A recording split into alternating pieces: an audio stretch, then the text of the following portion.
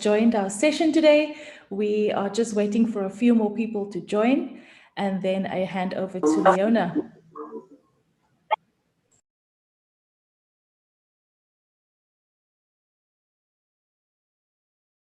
Also, depending on your connectivity, feel free to switch on your cameras. If not, just make sure that you have your microphone switched off for the first part of this discussion. Thank you so much.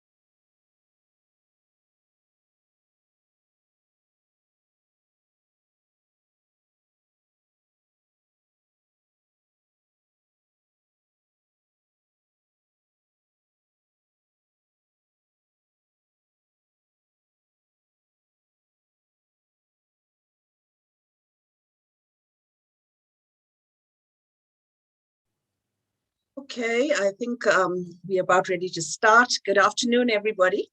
Karine will still let people in, even if we've started. But we just want to say thank you very much from AGDA's side for joining us this afternoon as we come together to look at issues that are facing youth in the agriculture sector. And from AGDA, we want to say thank you very much to the panelists who have accepted our invitation. And also a special thank you to Food for Mzansi for partnering with us on this. And Noemdoe is going to be our facilitator this afternoon. I think in essence, what we as the Agricultural Development Agency wanted to achieve today is to bring together young people from across the country, young entrepreneurs as well as farmers, so that we can begin to engage on some of the issues that you are facing directly and talk together in terms of some of the solutions that we can find. And we thought that this would be a platform where we could share ideas and begin to learn from each other, and also begin to introduce AGDA as one of the partners in the agri sector, where Agricultural Development Agency has been set up to really facilitate development of Black farmers through access to finance, through access to skills, and access to markets. And the way in which we do that is through partnership networks. And we believe that this is a platform and one of the dialogues that we're beginning to engage in that will be running consistently then over the next year, so that we can begin to engage not just with young people, but bring young people together with others in the industry, as well as successful commercial farmers. So without any much more that I have to say, I'm going to hand over to Dawn to facilitate our session for this afternoon. And I hope that everybody is able to get something out of it and we have a fruitful discussion. So over to you, Dawn. Thank you so much, Leona. We're definitely looking forward to a very fruitful engagement today. My name is Noemdoe. I am the Audience and Engagement Editor at Food for Mzansi. But before I introduce our panelists, just a few house rules. If you have any questions, please pop us a message in our chat group, and you can also direct it at a specific panelist, and we will then open the discussion to you as well later this afternoon from about 20 to 4. Now, this session, as Leona mentioned, is part of a series of dialogues that AGDA will host over the next few months, and it's aimed at building partnerships and be able to contribute and finding solutions to the challenges that many of you face within the agricultural sector. Now, although the discussion will be focused on the challenges and obstacles faced by the agripreneurs and panelists that will be joining us today, all the participants, like I mentioned, will be given an opportunity to also engage and share their ideas or possible opportunities available within their areas of influence. And so this is an important space to share and learn from each other. Now I'm going to introduce our panelists. If I do introduce you, please just put on your camera. You can do a little wave so people just see who you are. First up is Mbali Nwoko. Mbali is a multi-award-winning commercial farmer, entrepreneur, speaker, columnist, blogger, and podcaster. And she's also the founder and CEO of Green Terrace, which is an agribusiness based in Johannesburg, where she produces Swiss chard and sweet peppers, supplying to leading wholesalers, retailers, and food processors across South Africa. Welcome, Mbali. Thank you, Dawn. Thank you for having me. And we're also joined by Jerann Naidoo. He is the director and founder of Farm to Fork Company, an agricultural services and agro-processing company. He's also the managing director of Valley Group, a South African multidisciplinary investment firm. And as a seasoned socioeconomic development practitioner, Jerann is passionate about entrepreneurship and shared value strategies that create long-term value for business and society. Lovely to have you, Jerann. Thanks, Dawn. Hi, guys. Happy to be here. We also welcome Paul Ntshabele. Paul is an agronomist, agribusiness and land reform leader.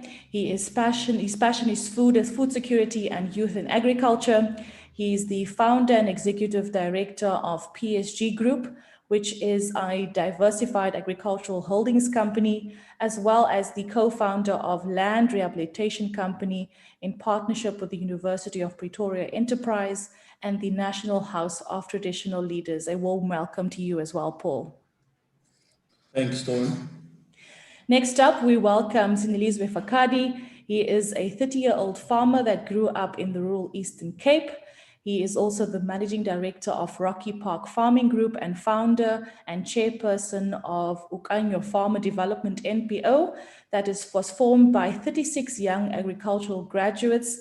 And this is the best part for me, 90% of them being women, and a strong focus on unlocking the commercial grain potential of communal areas in the Eastern Cape by mentoring, upskilling 1,300 Black farmers. And then we also have Nono Sekhoto. Nono has 10 years of experience in agriculture as a commercial farmer and a leader in the National Farmers Association of FASA, as an award-winning activist advocating for youth empowerment in agriculture. Nono has also presented us on South African agriculture on platforms such as the United Nations, European Donor and Finance Platform, and the World Farmer Associations, to name a few. She also founded Growth Shoot to develop sustainable agribusiness models for youth and women, and she's currently leading the Agricultural Alumni Program at the African Leadership Academy for the African continent. She's also a board member of AGDA. Great to have you, Nono, and great to have you, Sinelizwi. Hi, everyone. Thanks. So I'm very impressed with this panel, and I'm sure you guys are also very excited to be joining in on the discussion. Welcome again to everyone who also joined us from your different places, from your different perspective, wherever you are. Thank you so much for taking the time to join us today again. Now, Mbali, I'd like to start the conversation with you. You started your farming business, Green Terrace, in 2016, and you're selling to leading wholesalers, retailers, and food processors across South Africa. But you've obviously learned a lot of tough lessons around finding markets, diversifying your markets, and specifically around focusing on your core offering. Could you maybe start off the conversation around highlighting some of the challenges that you've faced, but also some of the wins that you've had since you started your farming business? Yeah, thank you so much, Dawn. I think for me, the challenges that I've experienced back from starting in 2016 was having the right technical partners, so input suppliers, that could service my business and my production to a level in which I wanted to reach to. I was I'm a first generation farmer. I didn't study agriculture. So a lot of the things I really had to rely on, sales reps, technical sales reps who would give me good crop advice on my production, who would draft and draw growing programs for me so that I keep my business sustainable and obviously keep it running to meet my clients' demands. So I think that was one of the most difficult parts having started Green Terrace. And when I looked at the geographic location, a lot of the input suppliers would generally gravitate towards larger or established farmers, you know, who could procure, whether it's chemicals, biologicals, pesticides, whatever the case might be, or farming inputs from them on a monthly basis, obviously meeting certain targets. And when they would look at the size of my business and my profile, you know, I would be deemed too small for them to even have an interest in servicing a Green Terrace. So I struggled a lot with that. And because I didn't have that in the initial state or in the initial months, having started Green Terrace, I lost a lot of crop. You know, my business struggled to remain liquid. And yeah, I had to keep replanting and try to find out information in my own personal capacity in terms of how do I remedy a pest infestation or a disease outbreak in my crops. When it came to markets, I really didn't struggle a lot with that. I've actually found that the most easiest in my agri journey because, you know, I've always farmed the product, took samples, sent it to clients, and, you know, fortunately enough, I've always had a good reception on that, and I was able to, you know, supply my customers with the products. And especially, I think I was geographically in an advantage based on where my farm was located, because I was quite close to markets. I was quite close to wholesale and retail distribution centers. So yeah, from the market element, I can't say I struggled too much there, but I definitely struggled in terms of technical advisory and assistance from input suppliers. Now, Jerann, maybe I can bring you into the conversation. You're also in a very unique position where you kind of have an overview of the entire agricultural value chain. Was your experience similar to what Mbali had faced since you started your business? And what are some of the challenges that you've had to face since you've entered the sector? Thanks, Dawn. Yeah, I think from my perspective, we work with predominantly empowering emerging farming entrepreneurs. So, you know, when we look at some of the issues resident, you know, in terms of quality, in terms of access to quality inputs, in terms of access to markets, distribution, health and safety quality standards, these were all issues that we unearthed very early, I think back in 2013, 2014, when we started our journey with capacitating emerging farmers. What we found that if we can allow the farmer to farm, and focus on that practice, we're getting quality produce out of the ground, then access to markets, as Mbali indicated, is not the hardest thing to find. What we put together, which, you know, we've dubbed the Urban Agriculture Program in partnership with City of Joburg, is a model where we capacitate emerging farmers, address those issues that I mentioned around input supply, quality standards, farming best practice. And we look after the access to markets from a BEE perspective in lieu of preferential procurement and the Agri-BEE Charter. So we'd go to the likes of the big corporate catering companies. Okay, that demand is slightly low now, but they were very instrumental in their initial offtakes, and speak through a lens of preferential procurement, supporting emerging Black farmers, and put certain guarantees in by working with empowered intermediary companies or aggregators, if you like. So through that model, our farmers would be able to farm. We'd also address the issue of quantities by aggregating multiple emerging farmer produce. Working through an intermediary, we'd basically make sure that the quality standards, the aggregation and distribution was met in accordance with what our clients would require. And we ticked all the boxes from a transformation perspective. So yeah, I mean, I share similar sentiments that access to market is not necessarily the hardest issue. It's how do we maintain quality standards? How do we get, in our instance, emerging farmers to understand business practices, and in particular, production management and planting schedules? And then how do we monitor that entire value chain? And I think our model has worked. You know, some of the successes is that we've, you know, over 18-month period, from the start of the project, we've supplied corporate canteens such as ABSA, Standard Bank, Liberty, Norton Rose, Bidvest Catering have purchased from our emerging farmers. Tsebo FedEx, which is probably the largest catering group, they procure from our emerging farmers. So we've got success from that perspective. Yeah, I think I'll stop there for now. I think maybe I'd maybe like to do the follow-up question, and other panelists, please feel free to also come in here. How do you then see the role of, for example, the private sector advancing the cause of young farmers in South Africa? I think it's very important. If you look at how sector charter codes are set up from a transformation perspective, it's set up for industries that are untransformed. If you look at agriculture in particular, the amount of youth that are new entrants into the agri sector. Sorry, there's someone's mic is on. Dawn, I'm getting some feedback. Okay, cool.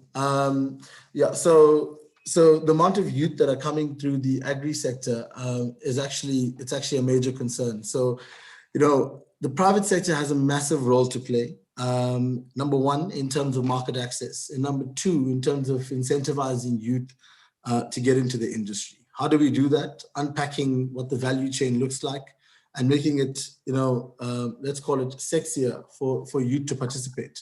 I don't think that modern day youth, you know, fancy, you know, rolling up their sleeves and getting into the farm environment, you know, into the nitty-gritties of it. But and also, I don't think they understand the commercial models behind it. But if you start looking at beneficiation, if you start looking at processing, if you start looking at the entire value chain and how that can be sort of given as an opportunity to you, I think we've got something that we can align to. What's the role from the corporate sector? I think access to market, definitely. I think providing capacity building opportunities for youth, definitely. And I think understanding, you know, where the opportunities lie. You know, I see a lot of us operating in the farming part of it, which is the lower end of it. But how many youth are involved in beneficiation exercises that, you know, look at processing, that look at recipe-driven food manufacturing? I don't see a lot of youth participating in those industries. So I think we've got a role as the private sector to create a bit of awareness around the food value chain in South Africa, and also export markets. Let's not forget that export markets is a big part of the value chain as well. I think, Jerann, you just said, raised a major concern that so many youth entering the sector has to deal with in terms of, you know, the negativity around the industry. If that's what you're saying. Paul, I see your hand is raised. Would you like to also share a comment before I move over to Nono? Yes, Dawn. I think one of the most critical roles of the private sector, and it speaks to what Mbali has raised earlier on. So PSG Group is a local partner to a multinational seed company called Sekhoto Seeds. And one of the challenges that we had was to almost provide a proof of concept to show that there is a market as an input supplier for that can service the smallholder farmers. And it's very difficult. And I think that's where the private sector can play a big role, because how the input suppliers work is, you know, you've got your sales rep and your technical team that works with generally big commercial farmers, and you're able to justify hiring that agronomist or putting in an extra person to service a few commercial farmers. But when you have 1,000 farmers that are each growing 1 hectare, you know, how do you justify having 10 agronomists service that market when you have one commercial farmer that has 10,000 hectares? And what we were able to do was to work with intermediaries that make it much easier and affordable as an input supplier to be able to assist the smallholder farmers. Because as the private sector, we're the one that sits with the technical knowledge. You know your varieties, you know how your chemicals behave in a particular way, in which area, which time of the year you need to spray, you know when do you need to plant, how you need to irrigate, and the different agronomical technical requirements of each crop. And to be able to transfer that, you know, we were able to do so by working with intermediaries like your NGO and some of the retailers or groups that aggregate farmers, and it becomes much easier to share the technical knowledge instead of dealing individually with smallholder farmers. And I think that's where there's a need with the private sector to have those platforms that can then transfer the technical knowledge that sits with the private sector to smallholder farmers. Thank you. Thank you so much, Paul. Sinelizwi, I think your story and expertise makes you a very dynamic farmer, because you've managed to work on different kinds of farms with different kinds of communities. You've seen it all. Do you agree with Paul, and how do you see it transitioning? Yeah, thanks, Dawn. I agree with the sentiments made by all speakers, and from a perspective that is working on the ground with commercial farmers, so the technical aspect of actually getting 8 tons a hectare on communal land, or young farmers, particularly with regards to the Eastern Cape in particular. You know, the challenges that have been mentioned in terms of production input access, timely, that is, you know, the marketing strategies and the marketing complications in terms of, you know, entering into the agricultural industry are some of many, you know, problems which, you know, I see day to day on the ground with farmers, young farmers in particular, that are wanting to become commercial in their own right.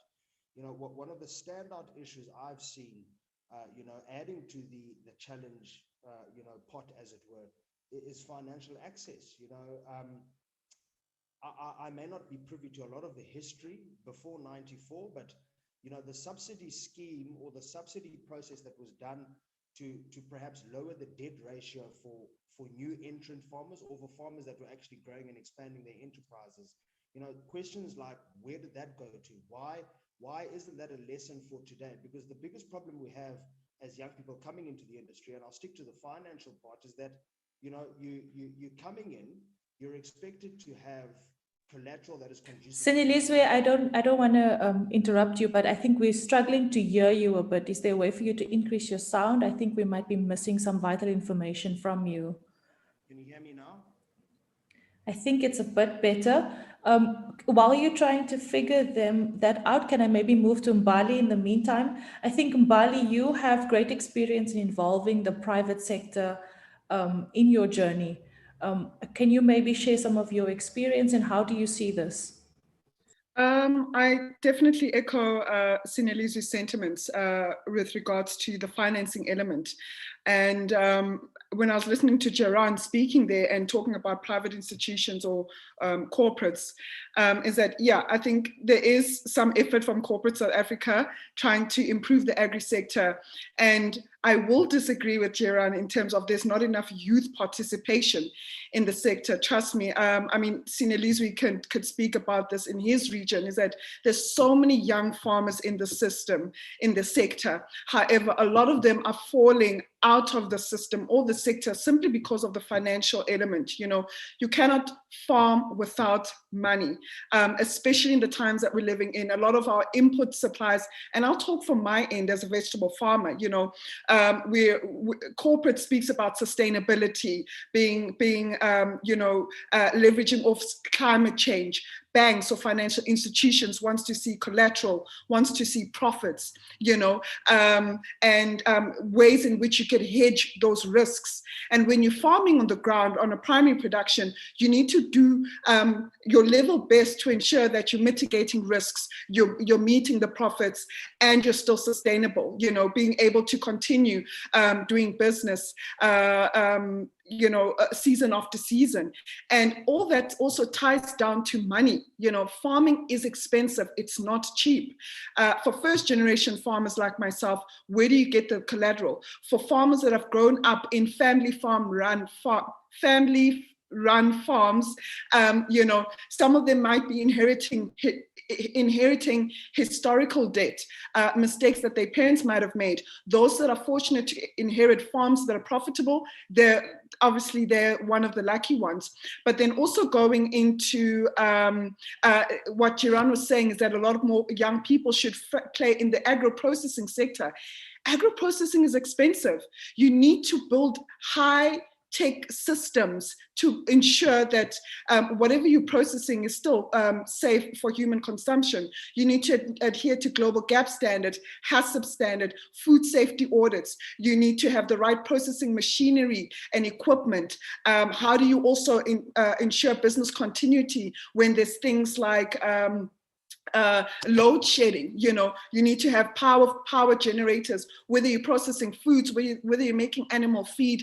All that comes with money. So I feel like there's a lot of youth, based on youth that I've interacted with and that I know that are in farming. There are a lot of youth in the sector, but we're all just trying to hang on, you know, and do the best that we can with the little that we have. And sometimes it's just honestly, it's just going to take much longer for us to be the mega farms, if I could put it that way. We might be commercial in a smaller scale, in our own right, but to become the mega farms, you know, it is going to take some time, or to become the large processing facilities, it is going to take some time. So as much as I feel like there's a lot of work done from the corporate side, from input suppliers, it also all boils down to the financial part of it, which Sinelizwi was touching on a bit. Yeah.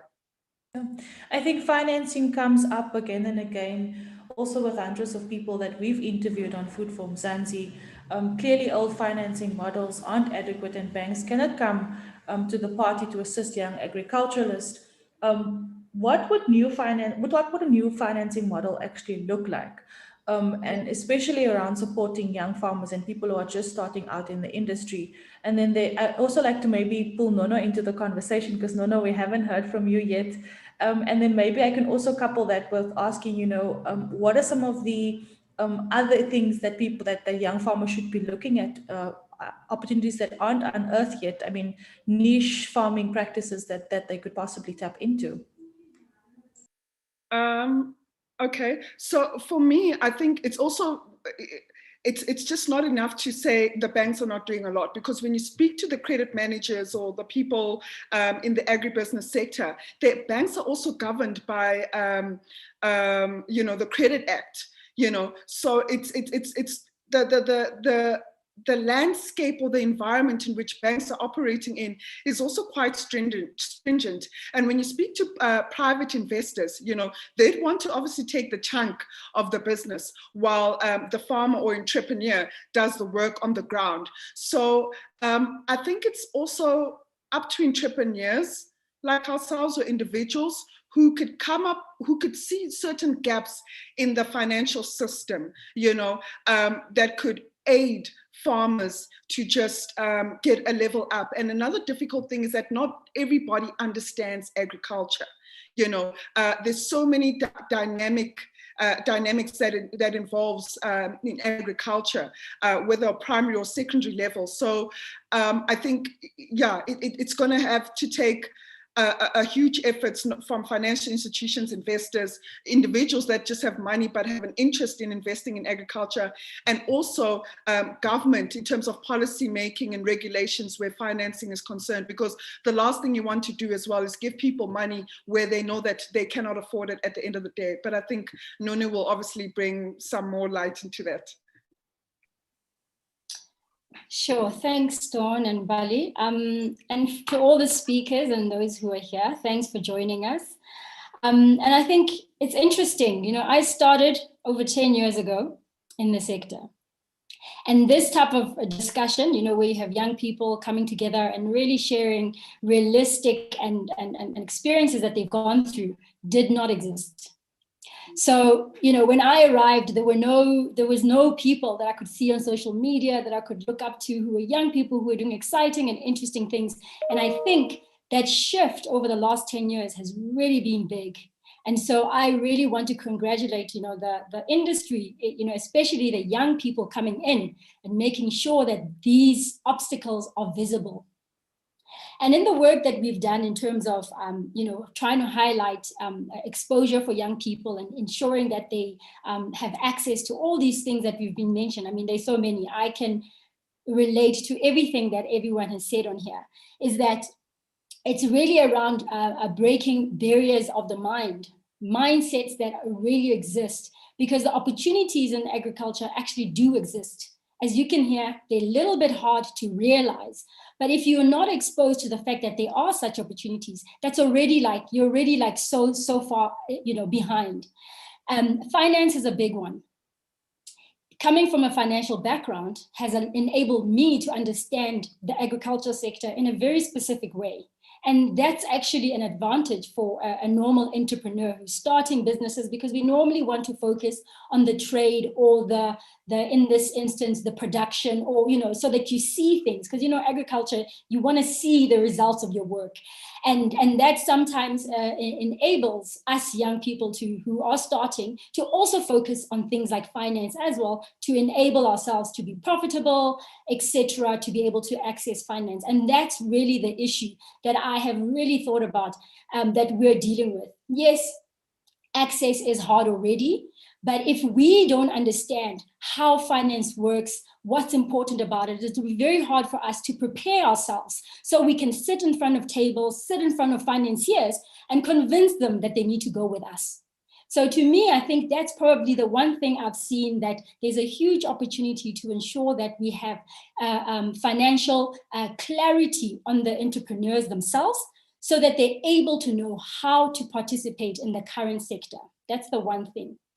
The other one that I think is important is there's a lot of financial products that exist, especially if you think about, one of the speakers mentioned the fact that there's BEE requirements now on corporates, and that means there actually is a lot of finance to go around.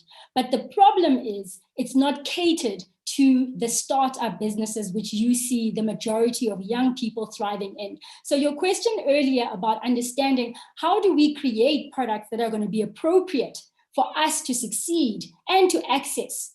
We also need to make sure that partnerships and collaborations in the sector also come on board. Having finance on your own does not solve your issue. And so a lot of times, and I see that a lot of the up and coming Sinelizwi right now is building a business that will allow farmers to access a variety of support. And that's something that has really been lacking, in my experience over the last couple of years, is that the ability for farmers to access a variety of support to ensure that the financing that they do actually get goes a long way. So partnerships in that aspect are really important. And that's how I think agribusinesses should also be coming to the table to support. Thanks so much, Nono. Vital points coming through from your side in terms of financing, getting the right kind of financing, building the right kind of partners to be able to grow within the sector. Sinelizwi, I think your sound is sorted out now. I'd like you to come and join us again if that's possible. Thank you so much to all the comments. I am seeing the messages coming through on our chat room. I will be getting to that shortly. Sinelizwi, I think Nono just referenced the fact that you are building this model to be able to support many of these new farmers that we see coming into the sector. In your experience, what do you think about in terms of financing models and what you see currently happening? Thanks, Dawn. Sorry about that. We're in Eastern Cape, so most of things are a little bit delayed.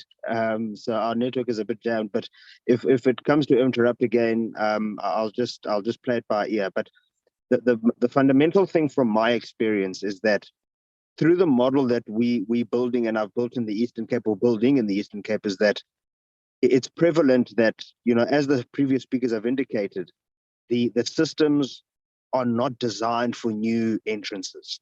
So you've got a situation where, a farmer's got the idea, he's got the business plan, he's got the vision, but when they say, it's a 60-40 split, 60%, on contribution or 40% own contribution, where does one get that in terms of financial access? So for me, the whole model that we've structured in the Eastern Cape is a subsidiary approach. It's not a freebie exercise. And through Ukhanyo Farmer Development and the farmers we're developing, the whole essence is to teach the exact component that to get to a commercial status, regardless of the size of land you have access to, but to get to a commercial status, it's beyond just getting two or three things right. It's important to get access to finance, good and well, but the production component is just as important to achieve your target. So understanding, as Unono is alluding to, of how these systems work is critical in our opinion. And the reason why we're getting such a high success rate through the program is because we're continuously mentoring the farmers. We're spending time with the farmers. We're making the farmers understand, when we talk about applying 4 bags of fertilizer per hectare, what does that look like? What does that mean in terms of yield? Getting a basic production plan. We've just been funded by the Department of Science and Innovation or Technology Innovation Agency, where they've given us assistance in terms of funding to get the farmers to understand financial literacy, basic business with regards to, if you're making money, how do you sell? How do you price negotiate? Are some aspects that we're trying to infiltrate into the minds of specifically women and young farmers of the province. So I think we're talking, in a sense where everything is just inter or transdisciplinary, but the most important fundamentals is that it's important that that kind of approach and technical and result-driven, direction is taken to the decision makers, as the speakers have indicated. And I think that's where we should be now as young people, to say it's not impossible. Give us the opportunity and the platform to unlock the potential of what we can do as young people. And I think that's where the crux is from an Eastern Cape farmer perspective, but also as a young farmer. Thanks, Dawn. Thank you so much, Sinelizwi. I think some of the messages coming through on our group, someone saying Mr. Fakade is a pioneer in the sector.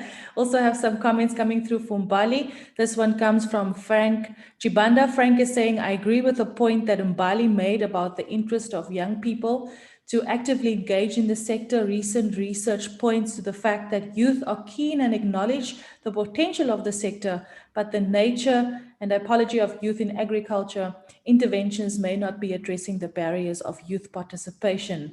There's also another comment coming through from Langa Simela. Langa saying, totally agree with Nono. We need to focus more on building capacity to understand what it takes to access and manage finance, whether developmental or commercial.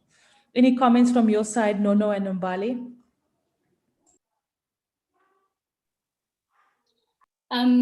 Yes, so absolutely. Capacity building really starts, as much as, what I found interesting is over the years, that was probably the easiest thing to do. So you always hear about farmers getting access to training. And then eventually people are like bored. We've been training. We want to get into action. But we don't realize that the point of training is just so that you learn something in your head. If you haven't executed it and haven't trained it, that you still probably don't know it. So how do we provide opportunities for those that do get capacitated to actually find a way to implement those thoughts, those theories, so that they can know that they're doing it right? So sometimes we are quick to jump on, we're too trained, but until you have executed that training and seen success, you won't be really sure if you learned the right thing. And for instance, the one thing that I've also figured out in the work that we're doing is providing access to internships and volunteer work for those who have studied, those who have been trained, because it gives them that opportunity to actually implement what it is that they've learned and really learn real skills. So absolutely, capacity building will never be, it will never be enough. It really wouldn't, because we are all, in reality, we can't know everything. And so practice makes perfect. But if you're practicing the wrong thing, then that's already an issue. So absolutely. Thanks, Langa, for making that point. Remember, you can comment while we're engaging. I think we've changed the format of today's program a bit, but that's fine because this is such a fruitful engagement and we're loving all the comments that's coming through on our message board. I'd just like to speak to Jerann, to Paul, please. Paul, are you close by? Paul, now, according to the National Development Plan, South Africa would like to reduce the unemployment rate by 6% by 2030. But currently the unemployment rate is at an all-time high. How do you see agriculture's role and agriculture sort of being the superhero to achieve the NDP goals? I don't. I think, if you look at the statistics, the past year, agriculture has been the industry that has pulled the economy. And if you drive around the platteland and throughout the country, in a lot of areas where you've seen industry collapse, it's agriculture that's keeping the small towns afloat. It's the corporations. A lot of the towns where you go, you even find that the corporation is the only employer there. And I think given the fact that we have such a high unemployment rate, and if you look at the concentration of that unemployment, it sits mainly in the rural areas where you do have actually huge tracts of land that is available, land that's lying fallow that has not been used. So I think a green revolution in agriculture can be used to absorb the youth and create those economic and employment opportunities for the youth. But I want to just echo what Mr. Fakade said. I think we need a complete overhaul in terms of looking at how we're going to finance this economic activity that we were speaking about to lower the youth unemployment. I think, if you look at all the DFIs and the financing that's available, you can't have a finance requirement where, you speak of over 70% of unemployment and you want those people to have own contribution. I think we need to relook the idea of either a blended finance, with a huge component being a grant, or look at subsidies for commercial production. And I think that will go the long way in terms of alleviating the unemployment scourge that the country is facing. Jerann, maybe I can also follow up with a question with you, connecting to what Paul has just mentioned. You are obviously in the fortunate position where you have a broad overview of the agricultural sector. What are some of the most common pitfalls holding young farmers back in terms of the greater value chain, connecting to what Paul has just mentioned? Thanks, Dawn. I think a couple of points that were mentioned are so relevant. The access to finance discussion is always going to be at the forefront of discussions. But I've always, if you look at it from an investor perspective, access to finance is based on sustainable businesses. Sustainable businesses are based on access to markets, proper long-term access to markets. Now, I always have that discussion around how do we facilitate access to markets? And how do we reverse engineer that into production, into finance opportunities, so on and so forth. So for me, you come back to the discussion around government and AGDA and where I think the opportunity could lie. If you can imagine, let's take, for example, a prison or the prison demand on food. If we could get that facilitated downstream to emerging farmers in every province, and they were supplying into that ecosystem, that would be guaranteed offtake, monthly demand, weekly demand, whatever the case is. And you could put finance into that, you could leverage and do growth strategies off that offtake and grow into bigger markets. So, from my perspective, what are the major impediments? I think, how do you get proper access to market, being a small farmer where quantity and quality is always going to be at the forefront of the discussion. The answer to that, in my opinion, is aggregation. And how do we aggregate many smallholder farmers to address that commercial offtake needs? The second thing is capacity building.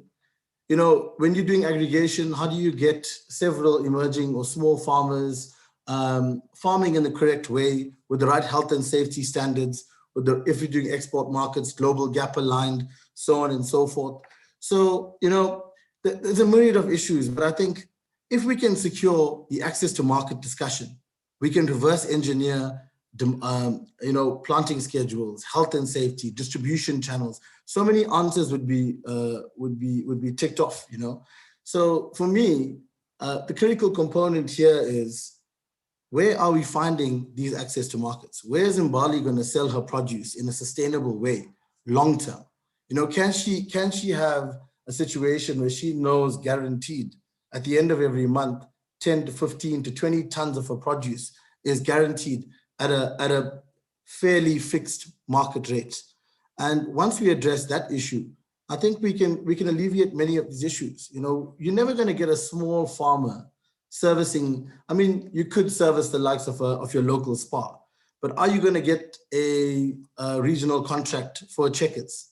You can't. You know, the barriers to entry are too high. The price points are too high, are too low. So, you know, for me, I'd like to have a discussion. You know, I'd like to see this discussion culminate in, you know, proper access to markets. If we can give our farmers access to markets, I guarantee you, we can use ESD funding. We can use, you know, DTI access for the Black Industrialist Fund around beneficiation and so on. Use that funding very strategically. But I'm tired, you know, I've been in this development sector for a long time, and I'm tired of training people for the sake of training people. We have to train people for economic opportunity. And for me, that's where we're lacking currently. So if you have to ask me where are the major impediments, I'd argue that we don't know where to find sustainable business. And if we can answer that question, where can we find sustainable offtake? Partnering with you know, big, if you look at AGDA, for example, they've got massive commercial offtakes. Why can't we reverse engineer that and start planting maize as Black farmers for them, with them being the offtaker? You know, there's the discussions that I think that are really relevant. And I'd like AGDA, Department of Agriculture, to come on board and start facilitating those type of discussions. And I think then we can answer issues around finance, around capacity building, around training a farmer on how to grow, you know, a specific crop. So yeah, I think that from my perspective, I'd like the discussion to be emphasized on that perspective. I think the points that you raised will most likely come through in our follow-up discussions, and I think this is the start of many. Some of the comments coming through is someone saying spot on, Paul, and then another comment saying this is the 100% correct. The trend of training merely for the sake of training is not sustainable. It does not add value. Training should be specific to the needs of the individual and the area of the sector that he or she is operating in. And that one coming from C.A. van Wyk. So thank you so much for your comments. If you have any points to add, please do share it on our chat group. And also we're streaming live on www.foodformzansi.co.za if you'd like to comment there on our Facebook page. Now I'd like to move the conversation towards the climate. So at Food for Mzansi, we are quite passionate about climate smart agriculture. And to the panelists, maybe we can start back at Mbali. How do you see the role of perhaps even the responsibility of young farmers to ensure food security that is definitely kinder to the environment?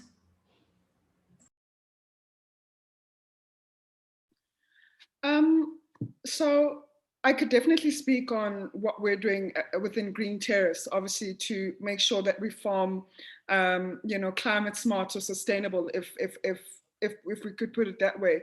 So how I've ensured and implemented systems that meet to these objectives is obviously farming under greenhouse tunnels, because I've cultivated on open land or open fields before, and I've suffered financial losses due to climate change, excessive hailstorms, extreme rain or heavy rains, etc. So on this brand new farm that I've built, it's definitely a hydroponic farm. It's completely undercover, under greenhouse multi-span tunnels, and everything that I've experienced in that old farm, I've tried to replicate on this new farm. Obviously, cutting certain risks or labor-intensive roles, you know, that really weren't sustainable for my business. So everything's automated right now. We're providing the plants efficient nutrition for its growth as per our growing programs. So there's little human error in terms of the amount of feed that we have to obviously provide our plants.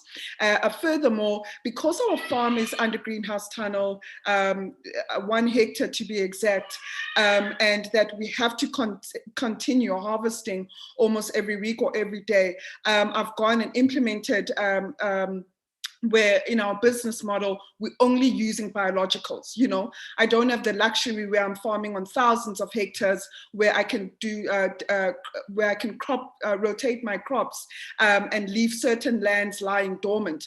My farm, we're using every single square meter. So the intention there is to be using biologicals, you know, because we're supplying to such stringent clients that do MRL tests. It's important that we meet to spec, and when we're harvesting and supplying to the client's DCs. So everything that we use is completely biological, you know, considering the environment and as well as the human, the person that will be buying the product at the end of the day. So this is how we as Green Terrace have implemented or have built a business around being climate smart and obviously being sustainable. But from a broader perspective, yeah, I think it depends on each person's business as a young person. But I think there's a lot of farmers that are already doing these things, you know, crop rotation, rotating their livestock as well, being more,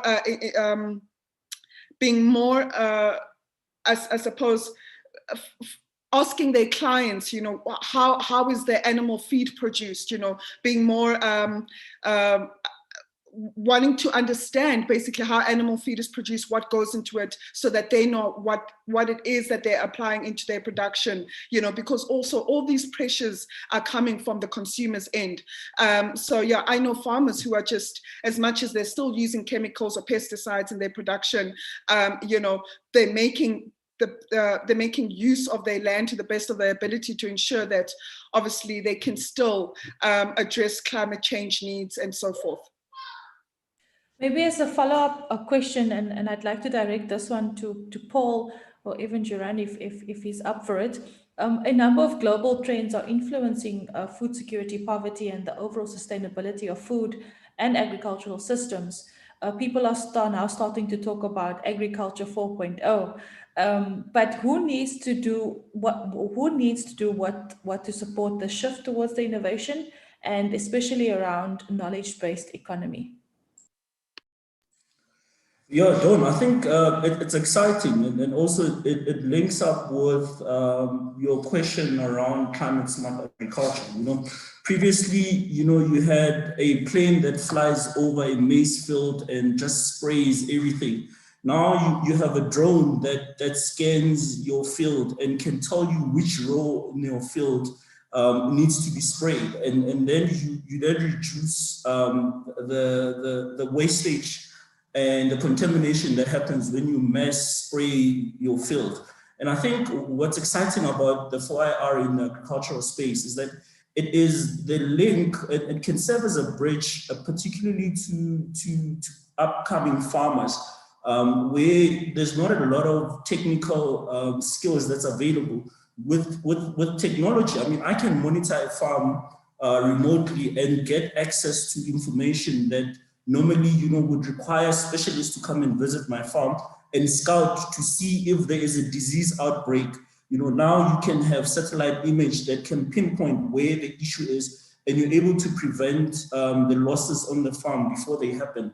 And I think in terms of the players, I think science and technology, CSIR, I think is already involved, and we've seen some young entrepreneurs that are playing in the tech space. And I think one of the speakers mentioned that, you know, you need to make agriculture sexy again. And I think that's one of the linkages that's going to attract the youth into the sector. And it's going to also help. I mean, we did a project with the Land Bank where they looked at different available technology in terms of farm monitoring and evaluation to lower the premiums in terms of, instead of having a technical person that has to visit 20 farmers at a time and they miss certain issues and they're not able to prevent the claims that can be incurred by the bank, you know, you now have a dashboard that monitors all of those 20 farmers, and you're able to send the information in real time when there's issues that arise on the farm. And I think that's going to be the next exciting initiative in the agricultural space that's going to assist bridge the gap between the highly commercialized experienced farms and the upcoming farms. Just as a follow-up, Paul, and I would like to maybe also add Sinelizwi to the conversation. While agriculture is often considered old-fashioned, technology obviously has a dramatic impact, as you've so rightly pointed out, Paul, on farming in South Africa. Does advances in technology necessarily have a result on fewer jobs? Because I'm sure that's a concern for many in the industry.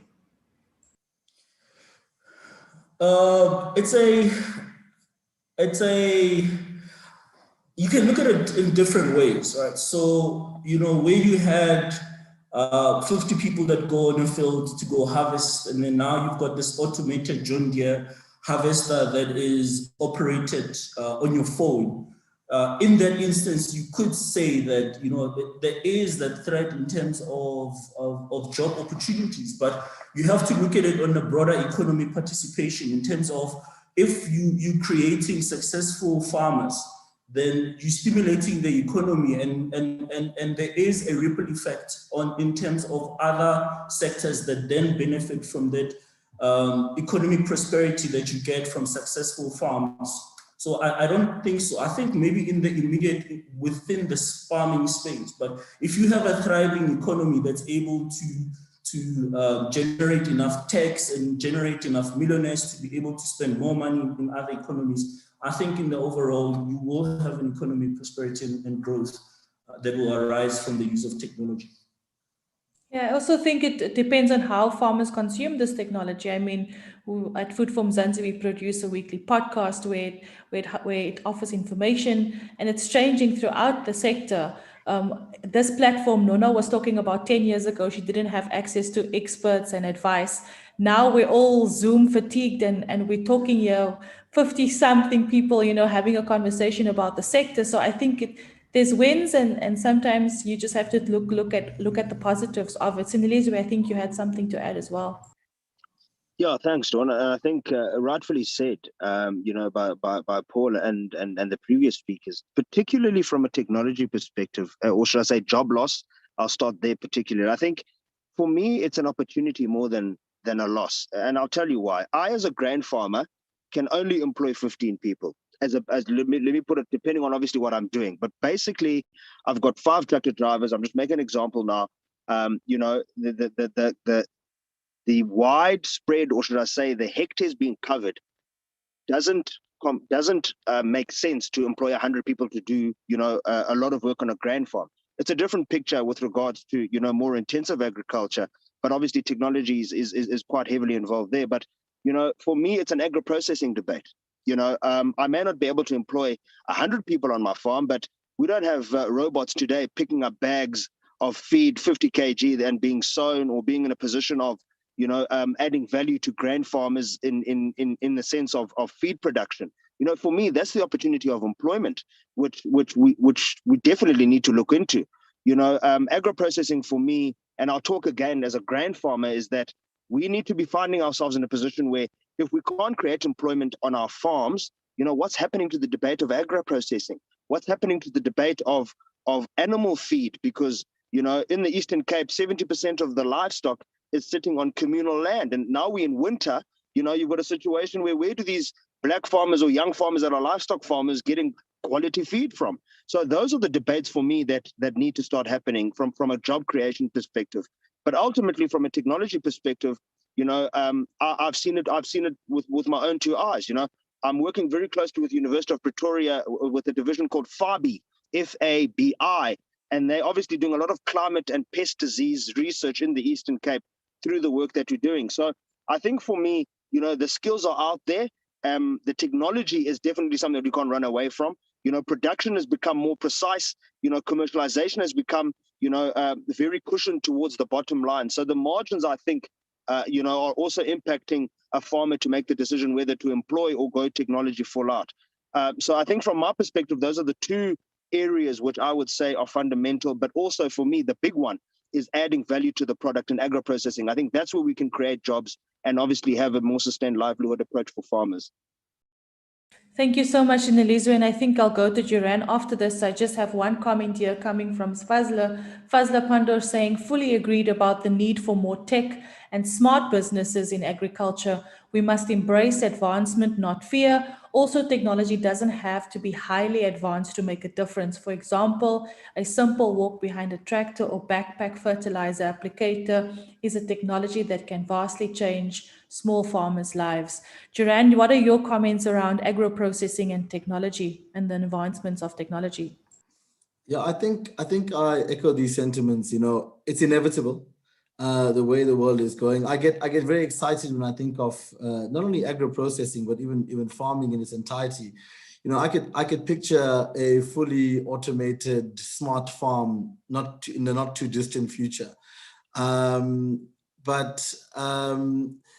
You know, I'm just like 3 weeks ago, to be honest with you, we visited a farm in Limpopo where this discussion was actually had, and a farmer had about 200 odd potato pickers during harvest.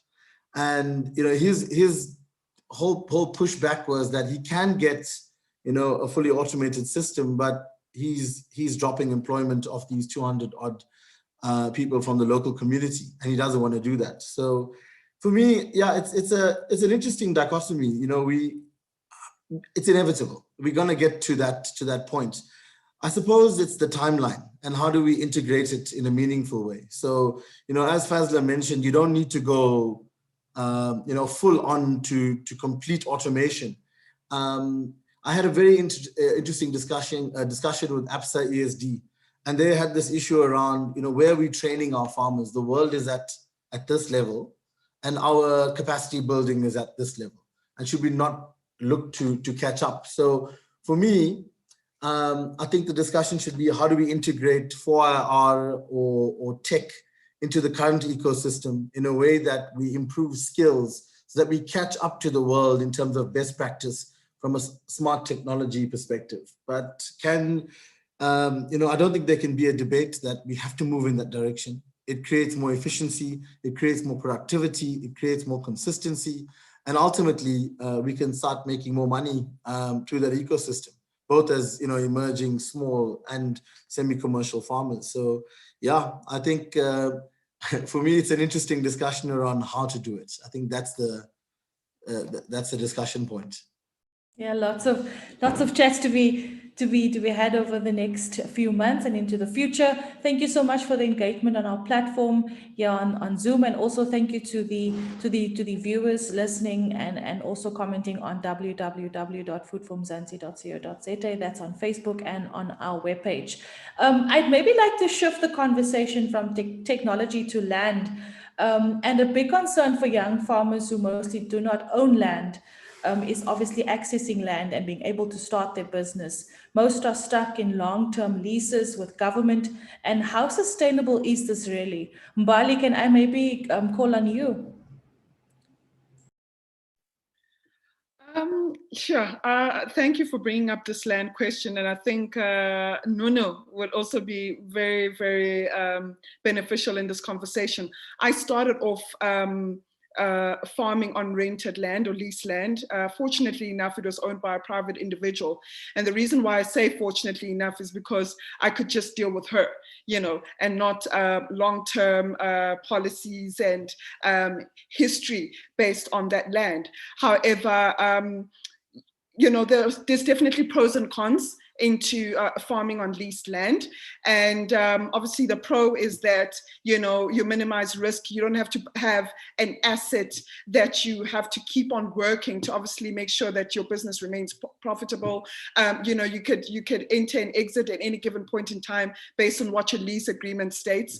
And also I think it's a faster entry level to lease land into the agricultural space, because you can start and trial and test certain production practices on your farm.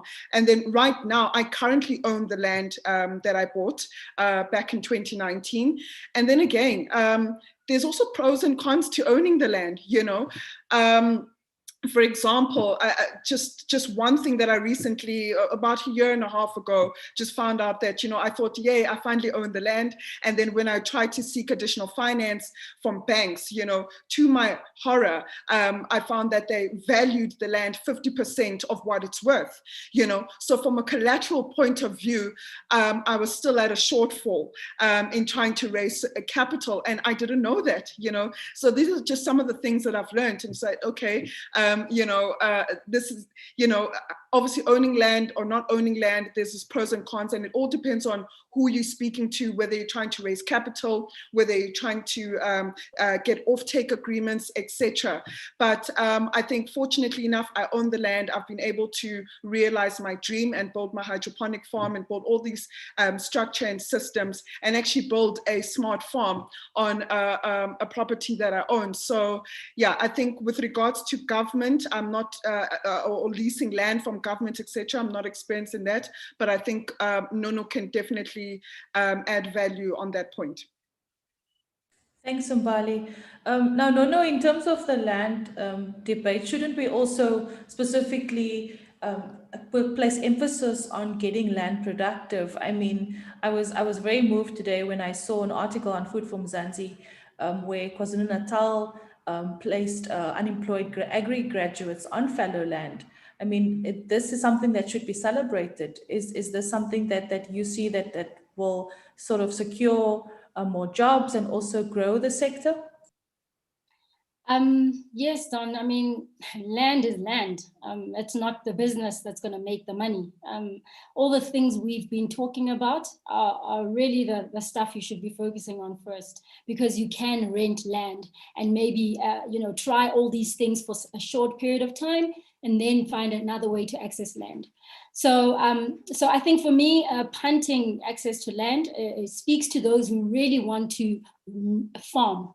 And I'm going to go back to experience and actually training and capacity buildings, that you've got to go work on a farm first to go and figure out if this is really what you're going to do. You don't want to go through all this effort of applying through government is not easy. It's not guaranteed, and then also accessing rented land as well. It's a responsibility. You have to pay that money back on a monthly basis. Are you going to have that money?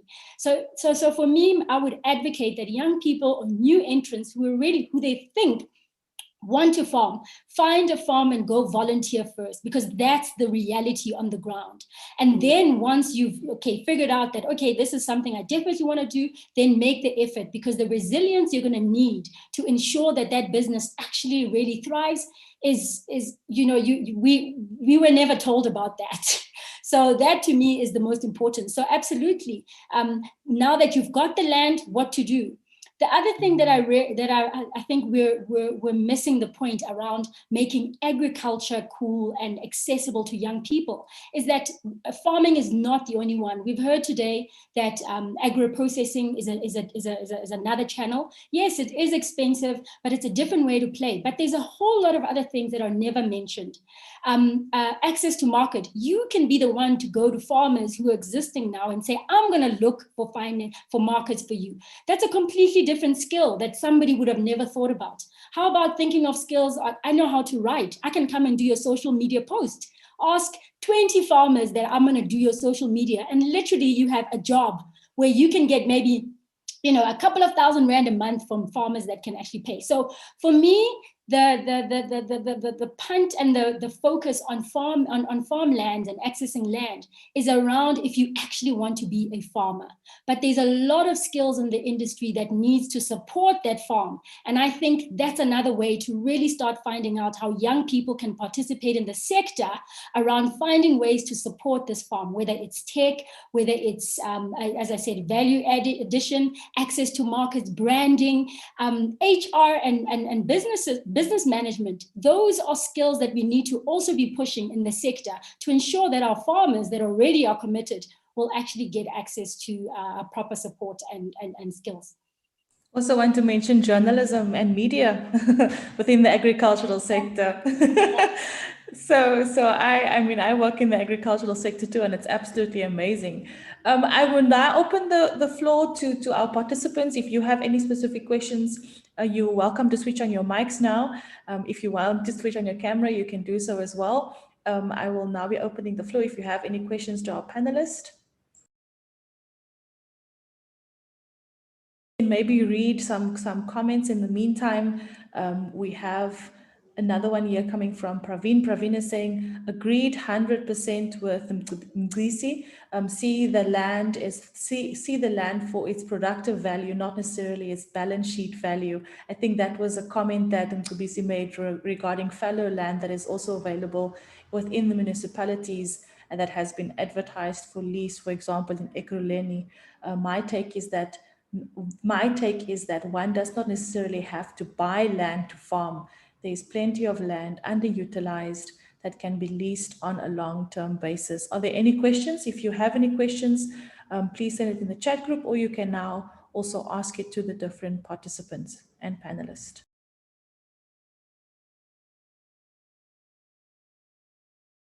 Maybe I can call on Jerann again in terms of agro-processing and all the opportunities within that space, specifically for young people, just commenting on what Nono also just mentioned.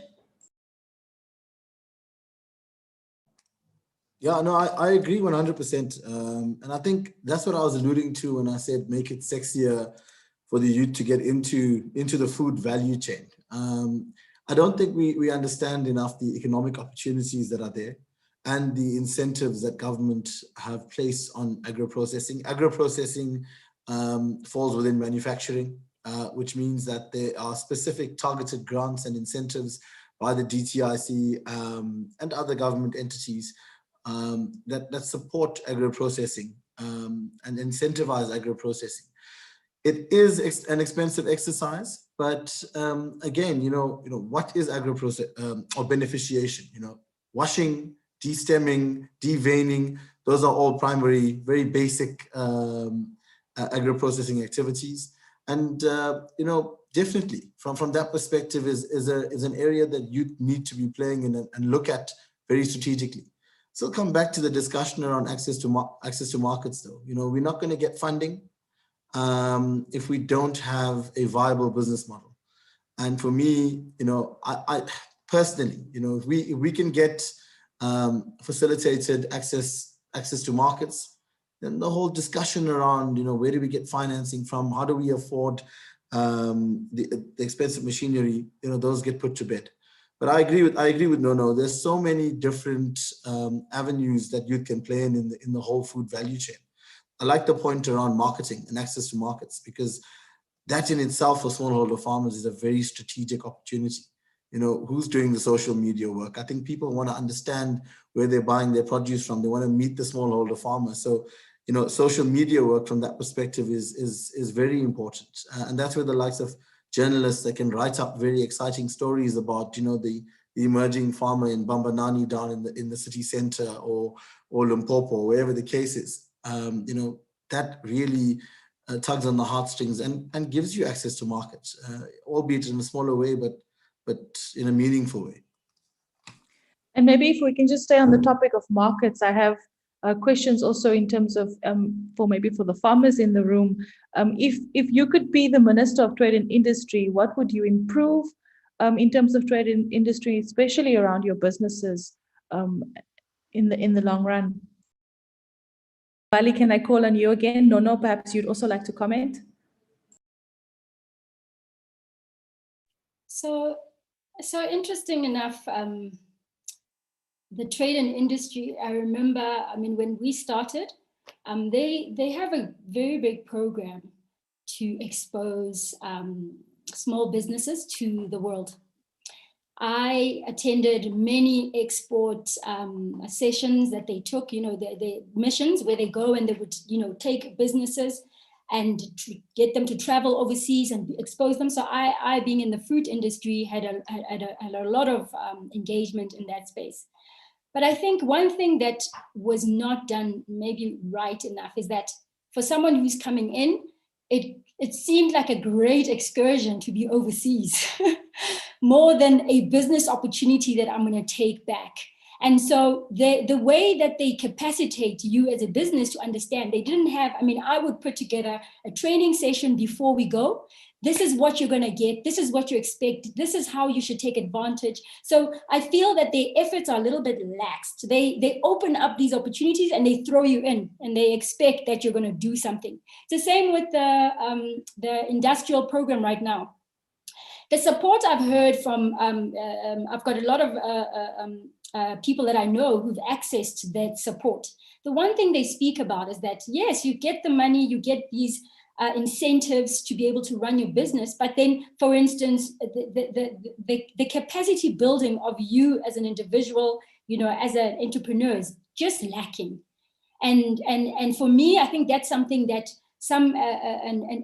a position like that can do very well. You would invite existing businesses in the space to be your mentor, and you would force them. I mean, if I am a trade in the industry of a country and I'm a minister, I'm going to call a big organization and I'll tell the CEO, listen, I'm literally investing in 20 young people. You make sure that they are mentored. I mean, to be quite honest, there is obviously a way to do it, but for me, those are strategic ways for our government, you know, with special powers to be able to influence just a little bit of things that is needed to support the entrepreneurs. Money is just not enough. So for me, as I said, practically, they need to think about what it is that you would need to support an entrepreneur holistically to ensure that they success in the work they already are putting efforts towards. And Nono, someone saying here, no, Bastian saying, no for Minister of Trade and Industry. Mbali, what is your views as a farmer? Where do you see the shortfalls and what can possibly be improved on? Yeah, just talking on the point that Nono mentioned, that, you know, it's all about excursions overseas, etc. And when you look at the level in which, as much as the South African agricultural sector is pretty much advanced or mature, you know, and can compare or can compete with the international or global standards, I feel like from a trade and industries perspective, we're not focusing a lot on the African continent. I mean, you know, it's all fair and well to have sponsored trip to first world-class countries, whether you're going to China and you're looking at the manufacturing there, whether you're going in the agri-space, going to the Netherlands, you know, seeing farmers farming in greenhouses and in glass, in glass greenhouses to be precise, and using technology and robots. I think in the African continent, we're dealing with a different landscape. There's heat, there's excessive hail, you know, climate change is quite aggressive, going from the south of the continent all the way to the east and west. And I think from a trade and industry perspective, we need to focus on the African continent. A lot of countries or our neighboring countries are experiencing food insecurity. How do I, as a farmer, get my green peppers to Nigeria, for example? How does a Limpopo tomato farmer trade with a leading Nigerian agro-processing company? Because we know that in Nigeria, tomato is such a high valued commodity. So I feel like, as much as there's a free trade agreement, a lot of established farmers who I know who had said they've tried to get their product into the other African countries, and that the free trade agreement is actually just not free. It's more paperwork, it's more compliance, it's more issues. You know, today, South Africa, we're fighting over xenophobia, and then tomorrow some countries are closing off the borders. There's just so many dynamics into that. And also, I've been fortunate enough to also engage with a lot of women business owners who are not necessarily in the agri space, but are doing things like beadwork, who are, you know, buying soap here in South Africa and taking it to Namibia, for example, you know, informal traders. There's so many opportunities in those lines that we're not harnessing, that we're not tapping into. Look at maize, for example. You know, we read on how much sometimes South Africa sits at an excess. You know, are we exporting a lot within the African continent? The superfruits, you know, blueberries and things like that. It seems like it's the the food of the future. When we're talking about superfoods, it's always about the European continents, but why can't Africans eat superfoods, for example? And I also feel like, as much as there's so many non-South Africans living in South Africa, there's also an opportunity that plays for farmers to produce indigenous foods for non-South Africans and being able to trade, because that's how we open up markets. Can farmers farm yam, for example? Can we work with input suppliers? Can yam work in Limpopo region and so forth? Because there's a lot of West Africans living in South Africa that are eating and buying yam but can't source it locally. So these are other opportunities that farmers could look at, instead of just heavily investing in citrus, for example, and looking at export markets. And look what COVID has done. Some of these superfruits have had a lot of pressure in terms of markets due to COVID. So I think from a Department of Trade and Industry perspective, I think the African continent needs to be there needs to be a lot of investment in that space, even from an agricultural value chain, logistics. How do we keep cold chain? So I think, there's a huge opportunity in the African continent. There's a lot of untapped markets, and instead of always looking to the US, Europe, and China, for example. Thank you so much, Mbali. Valued points, and definitely something that we can explore. I think there's so many discussions happening today that I'm already seeing the separate topics that we can possibly discuss at our next engagement. We have a question that came through our chat box. This one comes from Fumaine. Fumaine is asking, to all panelists, what other barriers and challenges still exist which are inhibiting your ability to grow besides accessing markets? Sinelizwi, are you still on the line? Maybe you can respond to that question first. Yeah, thanks. I think from a Rocky Park Farming Group perspective, we've obviously taken quite an aggressive approach with regards to sustainable production primary, but also we've intensified our search in terms of tapping into the agro-processing aspect, and with the intention of getting into that space. The market for us is not the issue, with regards to from an animal feed perspective, and the whole intention there is to say there is value for that. You've got black young grain farmers in and around the area of Yugi specifically, Maclear Elliott, who are battling to trade their maize, who are battling to trade their soyas, who are battling, to do crop rotation, mainly because, if I plant sunflower, where am I going to take it to? So I think, the barrier that we've met as Rocky Park Farming Group is actually getting that ear to be able to present our case. Obviously we've gone through the doors of IDC. We're trying to make waves in terms of getting into the doors of DTI. So I think value adding is our approach, and we really believe it's a game changer for grain farmers locally in the province, but also in terms of the livestock industry, because from there, as a business, if I'm producing the food, I'm in a position to have my own feedlot. I'm in a position to promote intensive egg production within the Eastern Cape. So it's just a ripple effect to expand verified businesses. For example, there's not a lot of guys doing logistics, locally in the province in terms of transporting goods, particularly, agricultural products across the province and nationally for that matter. So I think the barrier for us has just been, knocking on the door, which we're still consistently doing, of getting the ear to say, chaps, listen to us. This is the game plan. This is what we're looking to do. The market makes sense and the figures make sense as well. So I think beyond the market, it's just getting to the door. But ultimately, the most important thing is not to give up, because it's not impossible. Thank you so much, Sinelizwi. I think there was one question that we missed in the chat group, and this one came from Elton Grieve. Elton asking, what has the experience been in terms of mentorship, both from production and business management perspective? I'm not sure, Paul, if you're able to maybe respond to this as an agronomist, but also in terms of the work that you're doing. And then we'll have to start wrapping up the discussion. I have one final question that I'd also like to add as we close off. Yeah, Don, I think, our experience is that there's a need for greater participation in terms of partnership with the private sector and agribusiness, which has a long track record and understanding of the production areas where the smallholder farmers are. And they've got historical data which the farmers can, the emerging smallholder farmers can benefit from.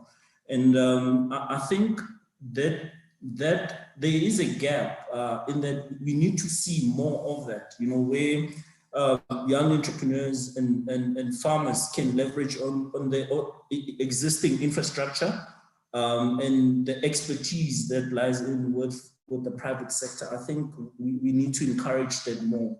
And I think, you know, it's exciting to have a platform like AGDA where they've brought in the private sector because we get a lot of farmers and communities that come to us that have the land. And funny enough, in some instances, they've got the funding, but, you know, they don't have the ecosystem, because it's an ecosystem. You can't just have the land and the finance and think that this thing is going to work. You know, you need that infrastructure, you need, you know, the silos, access to those silos, you need, you know, mechanization and all those things. And currently they're sitting on the private sector.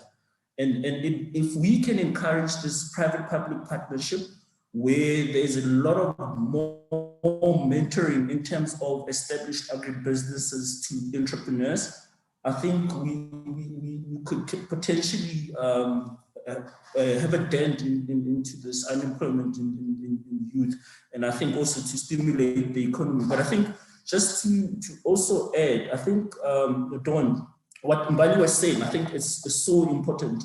And I think we don't talk about it enough in terms of the opportunity in Africa. I think last year when a lot of countries closed their borders, there are some African countries that experienced some supply constraints when some of the countries started hoarding the not really hoarding, but when they looked at their own consumption first. And I think with the African Continental Free Trade Agreement, one of the things which we need to be more aggressive on is to push the idea of Africa being self-sufficient, but with South Africa having the support from government, supporting entrepreneurs and agribusiness to go and set up companies, whether it's inputs or actual farming in the different African countries, to be able to have a huge chunk and influence in terms of making sure that Africa feeds itself. Thank you. Thank you so much, Paul. We have to start wrapping up today's discussion. I think it's been a really fruitful engagement. I'd maybe like to ask a final question towards Nono and Jerann, if you also would like to respond to this one as we close off today. It's around the vision for AGDA. What is your vision for AGDA, and not only as an agency that can move agriculture forward in South Africa, but also to unlock opportunities for young people? I'll contribute. So for me, I think what's important around speaking about the work that AGDA is doing is that we're leveraging off the built relationships, as I mentioned, to be able to collaborate with stakeholders across the board. We're not talking only agriculture as in farming, we're talking across the board in terms of different, along the value chain. The importance of what Jerann mentioned earlier around finding ways to get young people to participate along the value chain is that they need structures such as AGDA to be able to open up those channels for them, provide exposure, and then also the linkages, because it's not an easy place to play in, but important nonetheless. And so my vision for AGDA is that we are also working on a very robust youth platform, which we will be hopefully rolling up over the coming months. I'm very excited because we've got so many levels of supporting young people. It's all the way from university up until, you know, those that already have businesses and those that want to get into business. How do we support young people really to be able to thrive and get into those sector? And yeah, so we look forward to participating on these discussions later on, where we will share the work that we will be doing with all of you, and hopefully you can all be part of AGDA, so you can also come on board. Thank you. Thank you so much, Nono. Jerann, any last comment from your side? Yeah, I think today's session was very valuable. For me, I see the role of AGDA being such a strategic one. Having conversations with all stakeholders in the economy is critically important. Bringing youth, the business, nonprofit sector, go-go's, young people, everybody together to talk about, what are the critical issues stifling our development as a people. And I think, some of the insights today very helpful. Even for myself, I hear new things all the time. And someone mentioned that as a farmer, you're always learning. I don't regard myself as a farmer, but, I'm learning so much about the sector and where the shortfalls are. What I'd like to see, keep the conversations going. Firstly, I think AGDA has a massive role in being that facilitator between the public sector, the private sector, and entrepreneurs and business.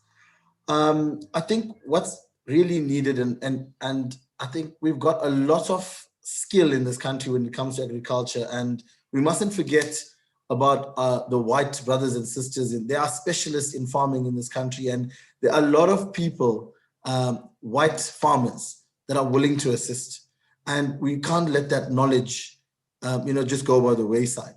So we need that brain gain into this country. We need that knowledge transfer. And I think that facilitation between commercial big businesses and emerging businesses is critical from a mentorship perspective and a linkage perspective. I think the business support in general, we working with AGDA on a funding proposal, and having that objective view in terms of strength testing your business model, understanding that, you don't just ask for money. It needs to be backed up by, tangible, a sound business plan and actual revenue, very important. Alignment to global best practice. I think AGDA aligning itself with industry leaders globally. Where we come from, I don't have access to, let's say, the top agriculture company in America, for example. They potentially do. So, getting that global alignment to global best practice, I think, would be very valuable to us. And, ultimately, AGDA I think they have the responsibility of growing the agri sector. If we can see an improvement in youth, and I think, I spoke about this earlier, I know in our little pockets that we work in, there are youth working in it, but the average age of a farmer in South Africa is 57. That's a problem. We need to get that average age down. And how do we do it is making this industry more sexy. And I think ultimately that's AGDA's role. If we get more sustainable emerging businesses coming into the sector, more youth involved, ultimately more job creation, more economic development, more sustainability for the sector. So no pressure, AGDA, but that's our expectations. No pressure, AGDA. I like that. We have a few comments coming through, and before I hand over to Leona, I just want to maybe read through them. There's one that said, Musa saying, until the issue of access to finance is resolved, HDI farmers cannot arise, and those who have started cannot grow to a commercial space. They will forever remain emerging. And I know Sinelizwi has a lot to say about that. And then there's also another comment also coming through again from Mzansi, saying participation of youth along the value chain, example, food technologists through the partnerships with PPECB implementation, such as the program in 2007, and all the youth, 100 food technologists that will be trained through this program were absorbed by Pick and Pay. We can do more together with the private sector. And then a last comment coming through there from Praveen saying South African Black farmers have a story to sell together, to tell together with their products. That must be part of their journey to unlock international markets. Leona, I think we've come to the end of this part of the discussion. I now hand over to you. Thank you so much to all our participants and our panelists. It's amazing. Our engagement has been high and very engaging group that joined us today. Thank you so much. Thank you. And thank you, Dawn, so much for the facilitation this afternoon. I think the conversation and the comments have far exceeded even what we had originally planned for as our first dialogue as AGDA. So thank you very much to all the panelists for making time to share your ideas, to share your own stories, and for the participants for joining us this afternoon. I think as AGDA, we are, are really, really pleased that we can get this conversation going. And I think definitely, as Dawn was saying, as the conversation was going, I already picked up so many topics that we're going to pick up again with you over the next few months. I think issues around finance, finding innovative financing models. And I think that's what AGDA is all about. We really want to help facilitate access to finance. And we know that we have to find new ways of doing that if we want to make it sustainable for young people and new entrants into the agri sector. I think for me also the part around what should private sector and public sector be doing to create an enabling environment. I think, listening to a lot of the conversation, beginning to understand that it's not just about finance, it's a lot of other aspects that need to be fulfilled in order for young people to engage better in the sector. And I think that was great. A lot of comments from Mbali and Nono in that regard as well. And then I think the whole thing around how do we engage much more actively in the agro-processing sector. That's where we know the majority of jobs are going to come from. But what are we doing to enable young people to engage in that sector, given the high costs that are needed for people to begin to start up in that particular area? So, how are the government grants, how are the subsidies, how is private sector funding focused in that particular area? But I think also the other one for me, coming through is the whole issue of integrating 4IR. And I know I like what Fazlo said, let's not be afraid of the tech revolution. Let's not be afraid to engage much more robustly with that, given the efficiencies and competitiveness that it's going to give us in the marketplace. And then definitely the issues around trade. And how do we begin to look at this, a lot more differently, trading with Africa, trading with the other countries as well, and beginning to open up that markets. And I think all of this falling definitely within the work that AGDA has given itself to begin to look at skills differently, to begin to look at market access differently. So we are definitely, excited and wanting to engage with you further, but not just engage in conversation, begin to work together to find solutions to these problems over the next few months. So thank you for making time today. On the call today, we had with us also AGDA board members, and they've been listening attentively, Mr. Rolf Meyer, John Purchase, and definitely Nono Sekhoto, who's pushing the youth agenda within AGDA. We are so grateful. We have associates of AGDA with Malcolm, as well as many of our founding members and partners that are on the call today. So we really appreciate your time. And once again, thank you to Food for Mzansi for working with us on this. And we look forward to taking up future dialogues. So thank you and have a good afternoon further.